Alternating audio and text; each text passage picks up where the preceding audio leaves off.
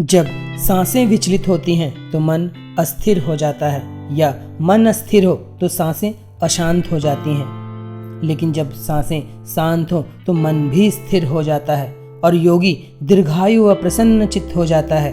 हमें श्वास पर नियंत्रण करना सीखना चाहिए। आज की प्राणायाम विधि न केवल आपको शांत बनाएगी, बल्कि इसके अभ्यास से आप निरोगी व बलवान भी बनेंगे। आपकी रोग प्रतिरोधक क्षमता बहुत उत्कृष्ट होती चली जाएगी। आज हम आपको अग्नि प्रदीप्त प्राणायाम करने की विधि, इसके लाभ तथा इसको करने में बरती जाने वाली सावधानियों के बारे में बताने जा रहे हैं।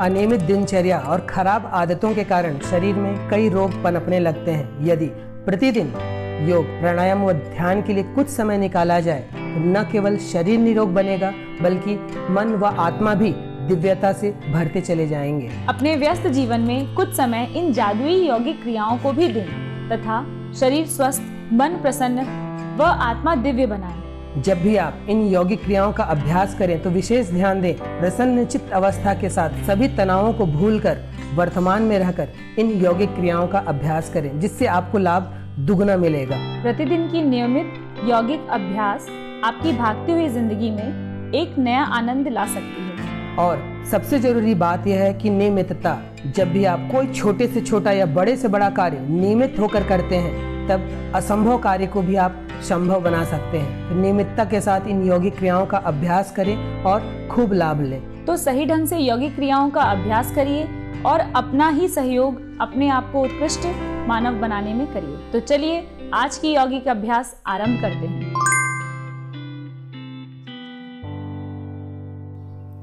अग्नि प्रदीप्त प्राणायाम करने के लिए सबसे पहले किसी भी आसन में व्यवस्थित हो जाइए। हम आपको यहाँ पर पद्मासन लगाकर बताने जा रहे हैं। अब कमर को सीधी रखते हुए 2 उंगलियां दोनों भौं के बीच में रखिए।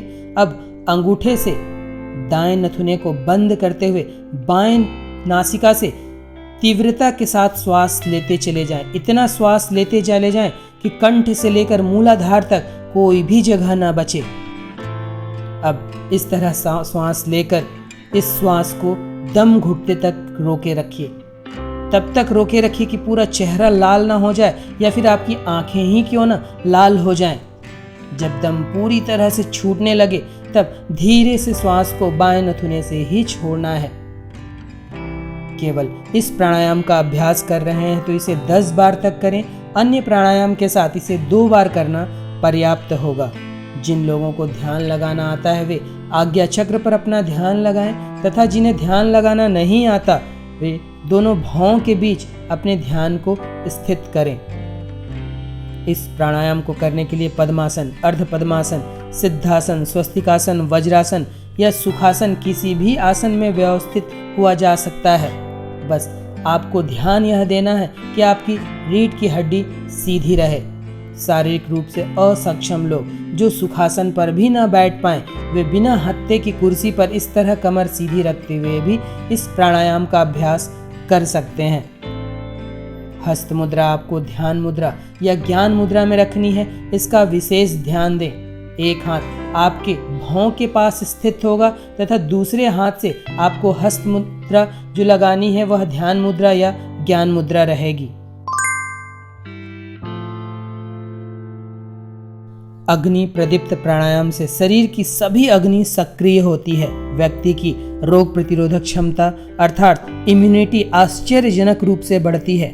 यह विधि इतनी सरल है कि इसे किसी भी आयु वर्ग का अभ्यासी आसानी से कर सकता है। शरीर में अग्नि तत्व बढ़ने से इतनी गर्मी आती है कि पसीना छूटने लगता है। अतः जिन्हें पसीना न आने की समस्या हो उनके लिए लाभदायक प्राणायाम है। इसके अभ्यास से अभ्यासी का चेहरा व नेत्र ओजस्वी हो जाते हैं। उसका पूरा शरीर कांतिमय हो जाता है। चेहरे की व माथे की चमक में वृद्धि होती है। रक्त विकार दूर होता है तथा शरीर स्वस्थ व सशक्त बनता है। जठराग्नि बढ़ने से भूख खुलकर लगती है तथा पाचन के सभी विकार भी दूर होते हैं। रक्त परिसंचरण संपूर्ण शरीर में अच्छा बनता है तथा शरीर में अच्छे हार्मोन्स का निर्माण होता है, जिससे अभ्यासी प्रसन्न व हंसमुख बनता है। अभ्यासी चरित्र से शुद्ध व संकल्पवान बनता है, उसकी निर्णय क्षमता बढ़ती है, शरीर में ऑक्सीजन का स्तर सुधरता है, फेफड़ों के लिए बेहद लाभदायक प्राणायाम है, स्मरण शक्ति बढ़ती है तथा मस्तिष्क प्रखर बनता है। प्राणवायु संपूर्ण शरीर में प्रसारित होता है, जिससे अभ्यासी नित्य युवा बना रहता है। मानसिक शक्ति में भी विकास होता है तथा सभी मानसिक विकार दूर रहते हैं। सर्दी के मौसम में इसे करना अत्यंत लाभकारी होगा। शरीर की गर्मी में वृद्धि होगी।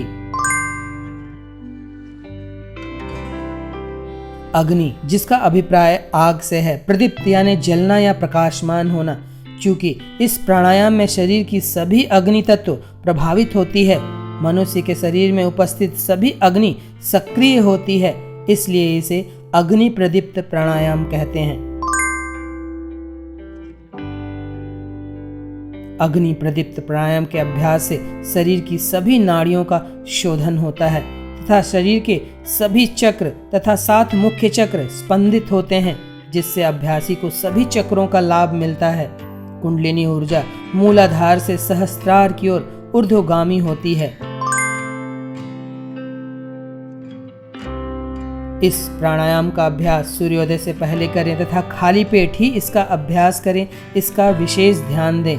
प्राणायाम करने की जगह हवादार व स्वच्छ हो, इसका विशेष ध्यान दें।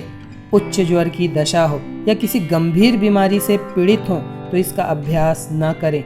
गर्भवती महिलाएं धीमी गति व सहजता के साथ इसका अभ्यास करें। उच्च रक्तचाप व हृदय रोगी इसका अभ्यास न करें। पित्त प्रधान व उष्ण प्रकृति के व्यक्ति ग्रीष्म ऋतु में इसका अभ्यास न करें। इस प्राणायाम को सही विधि से करने का प्रमाण यह है कि इसका अभ्यास करने वाले को शीतकाल या शीतल स्थान में भी पसीना आ जाता है। तो यह था अग्नि प्रदीप्त प्राणायाम करने की विधि, इसके लाभ तथा इसे करने में बरती जाने वाली सावधानियां।